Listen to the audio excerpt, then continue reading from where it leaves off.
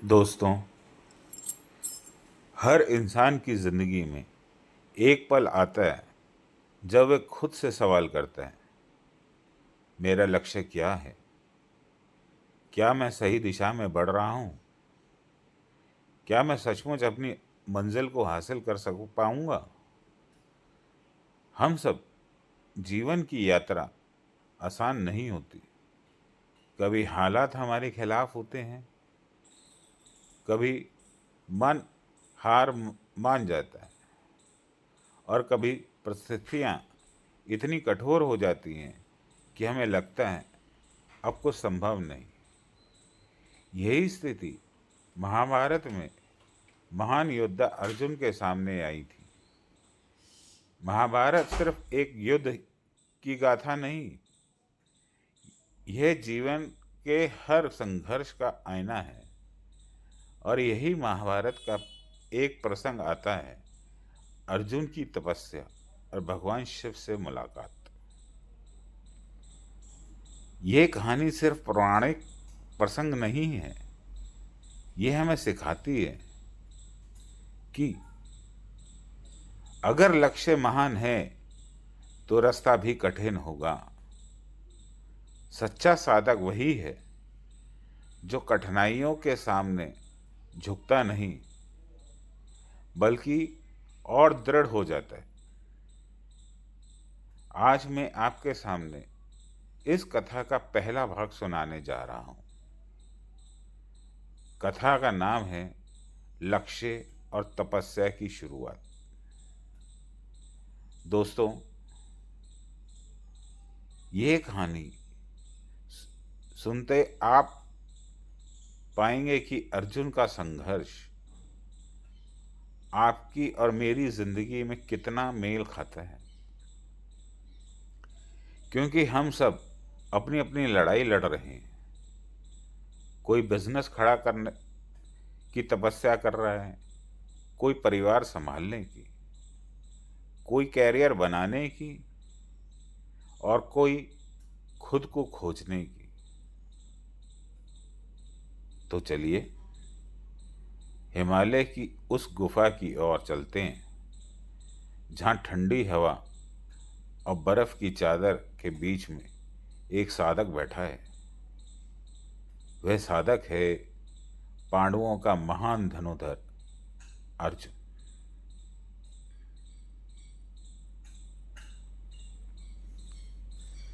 कथा का आरंभ गंगा के किनारे से हिमालय तक है।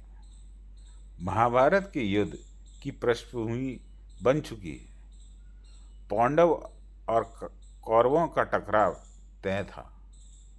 अर्जुन जानता था कि कौरव की सेना कितनी विशाल है। भीम, भीष्म, द्रोण, कर्ण जैसे महारथी सामने होंगे। अर्जुन को महसूस हुआ सिर्फ साधारण युद्ध कौशल से ये युद्ध नहीं जीता जा सकता। उसे दिव्य अस्त्रों की जरूरत होगी और इसके लिए उसे एक असाधारण तपस्या करनी होगी। युधिष्ठिर ने कहा, अर्जुन, यदि तुम दिव्य अस्त्र पाना चाहते हो तो हिमालय की गुफा में तपस्या करनी होगी।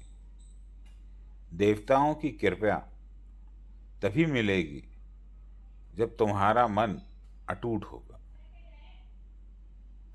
अर्जुन ने प्रण लिया, मैं तब तक चैन से नहीं बैठूंगा जब तक देवताओं से वरदान ना पालूं। वह गंगा तट से आगे बढ़ा। पहले जंगल, पहाड़, नदियां पार की। दिन रात की यात्रा के बाद अर्जुन हिमालय पहुंचा। सर्द हवाएं, बर्फ से ढकी चोटियां और बीच में एक गहरी सी गुफा।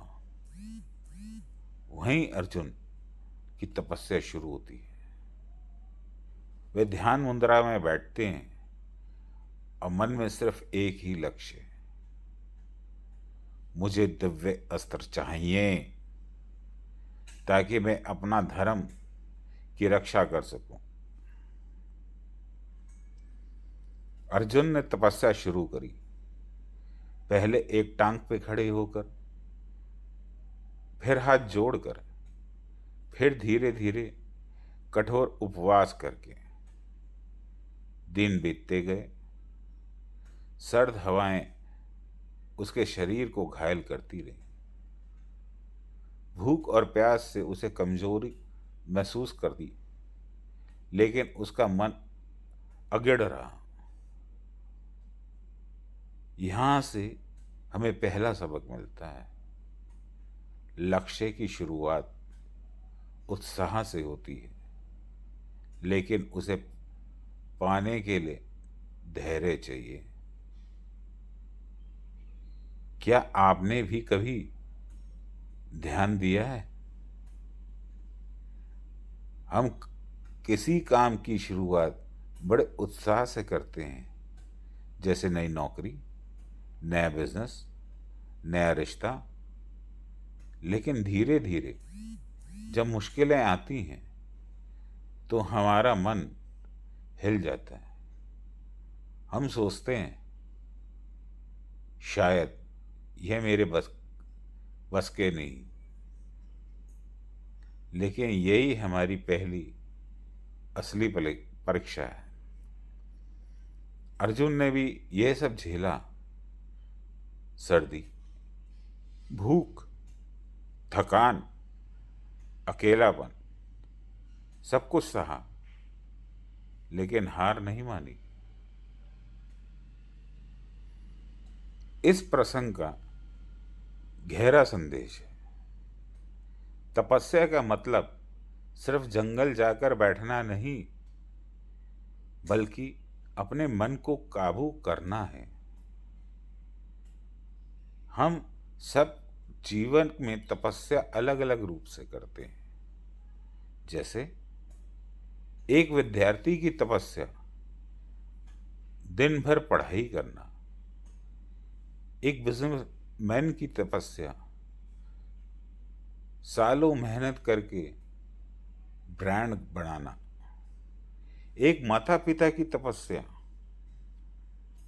अपने बच्चों का भविष्य संवारना। हर कोई कहीं ना कहीं अर्जुन ही तो है, और हर किसी को अपनी तपस्या करनी ही पड़ती है।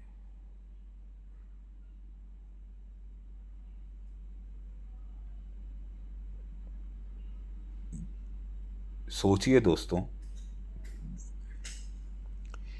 क्या आपको याद है जब आपने कोई बड़ा सपना देखा था? शुरुआत से सबने कहा, हाँ तुम कर सकते हो। लेकिन जैसे जैसे मुश्किल बढ़ी, सामने आई, लोग कहने लगे शायद तुम्हारे बस में नहीं है, बस का नहीं है। अर्जुन की तरह हमें भी यही सुनना पड़ता है।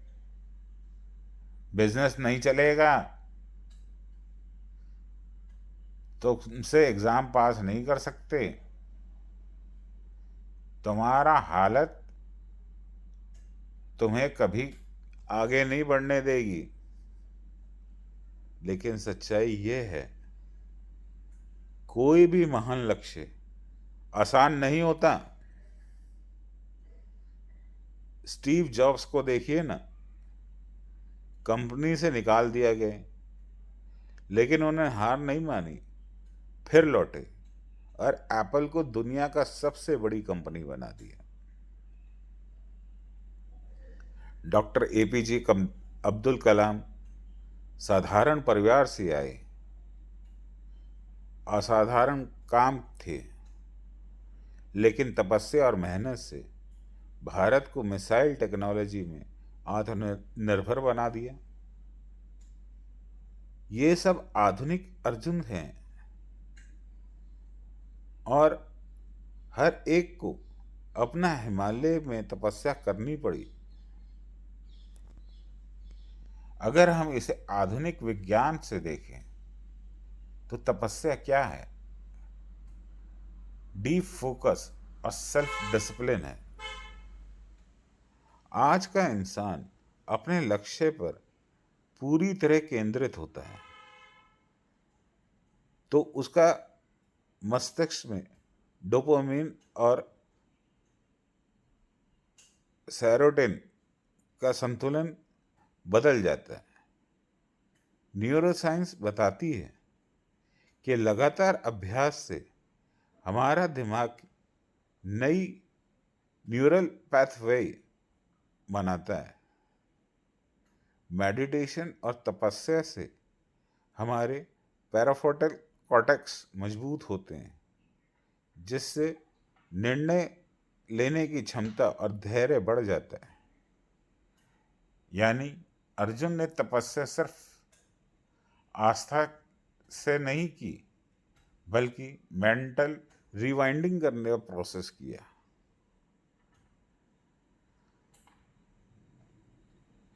एक स्टूडेंट का एग्जाम्पल लो। राजीव नाम का एक छात्र 3 बार यूपीएससी में असफल रहा। सबने कहा अब छोड़ दे, लेकिन उसने अर्जुन की तरह तपस्या जारी रखी और चौथी बार प्रयास करने पे टॉप किया। एक बिजनेसमैन रीमा ने नया स्टार्टअप शुरू किया। पहले साल घटा, दूसरा साल सबने हाथ खींच लिया, लेकिन उसने हार नहीं मानी, तपस्या जारी रखी और आज उसका ब्रांड भारत के टॉप 50 कंपनियों में है। अगर आप भी अर्जुन की तरह अपना लक्ष्य तक पहुंचना चाहते हैं तो 5 काम कीजिए। पहले, लक्ष्य तय करो।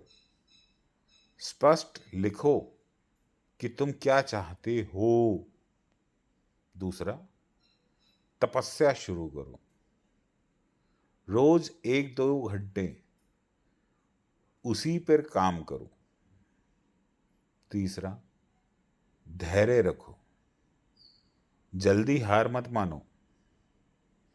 चौथा, सही मार्गदर्शन लो, चाहे वो गुरु से मिले, दोस्त से मिले या किताबों से। पांचवा, ध्यान और संयम अपनाओ। यही तुम्हारी जटाएं हैं। मित्रों, अर्जुन की यही कथा हमें सिखाती है कि लक्ष्य का पहला कदम सबसे कठिन होता है।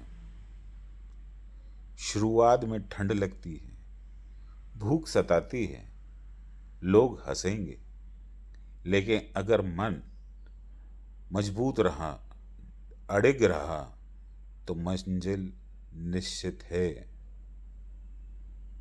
याद रखिए, सफलता उन्हीं को मिलती है जो तपस्या से नहीं डरते, और असफलता सिर्फ उन्हीं को मिलती है जो बीच रास्ते में हार मान लेते हैं।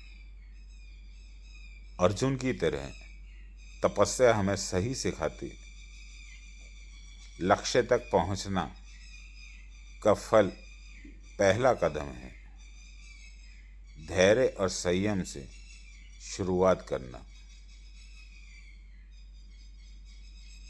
तो दोस्तों, ये था भाग 1। अगला भाग में हम देखेंगे क्या अर्जुन की तपस्या सचमुच रंग लाई और किस भगवान